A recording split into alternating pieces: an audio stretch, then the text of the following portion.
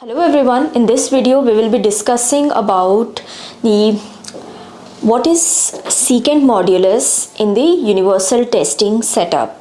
Okay, if we are performing tensile test of samples like rubber, plastics or the film samples, mainly if the nature is non-linear in nature. Okay, non-linear the samples are, so for that it is very important to understand that how that sample is breaking.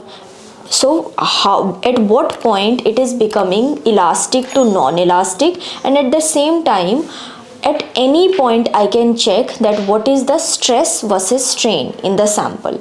Okay, we will also discuss about how it is different with the tensile modulus, which takes the basic Young's modulus thing, where we perform the stress versus strain things only at a linear point. Here we have to select the 0.2% strain, where what we do from a 0 point, we used to check that how much linear the sample has gone, and after that linear, when the sample is bending, it means the sample has failed its elastic point and now it is becoming in the plastic state, and now it is under the permanent deformation.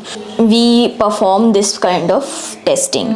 So the difference, so it takes on the tensile modulus or the Young's modulus only takes the basic point and the linear region where the sample is going to convert from elastic to plastic region. Here in this secant modulus you can check any non-linear point also. It means it is providing you an average thing, like how much the whole sample will behave, what is the stress and strain in whatever defined point you want to select. If you want to select the point that at this much stress value you want to check what was the strain, at this strain point what was the stress, that is very much possible in the setup where secant modulus is given.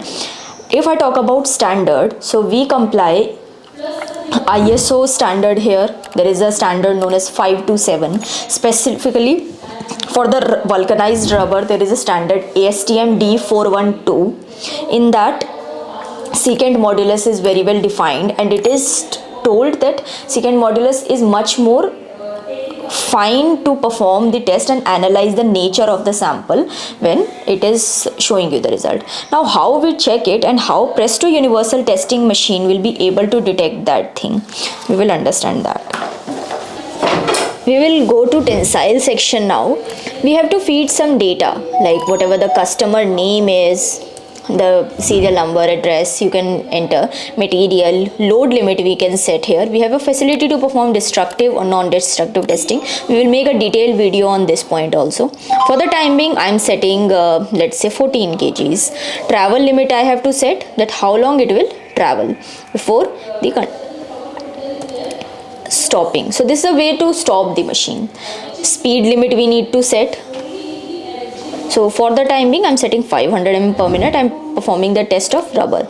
Length, width, everything I need to feed here.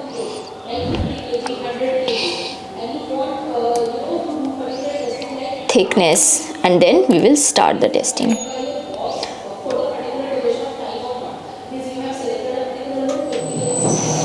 Now we can see that sample has started breaking and we can see the result here. Now what this result is depicting, we will properly understand. Machine will go back to its home position. We can see some of the results. First is the peak load and break load, which is 8 kgs, which has taken.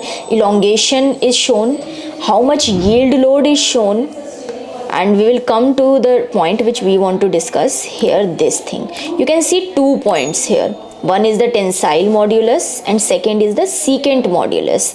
So what this secant modulus is defined, this is showing the whole stress versus strain result in the sample. Tensile modulus gives you the analysis that whenever the sample is at maximum, how much it can show elastic properties. The slope will be straight and linear.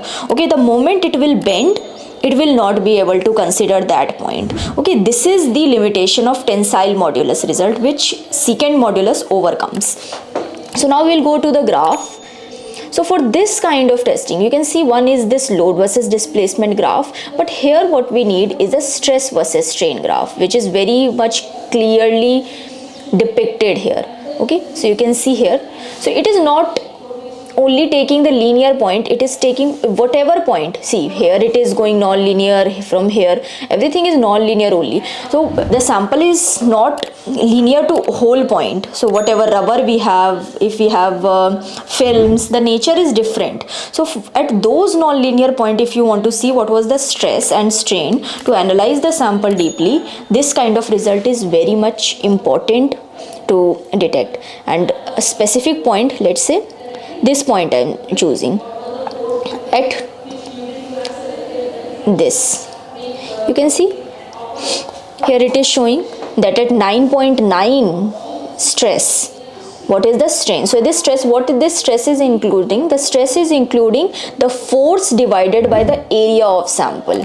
Strain is including the change in length upon the original length. So everything is covered in stress and strain. However, if we will talk about this load versus limit graph, it doesn't take into consideration the area part. That's why stress versus strain graph is very important to be used by any software.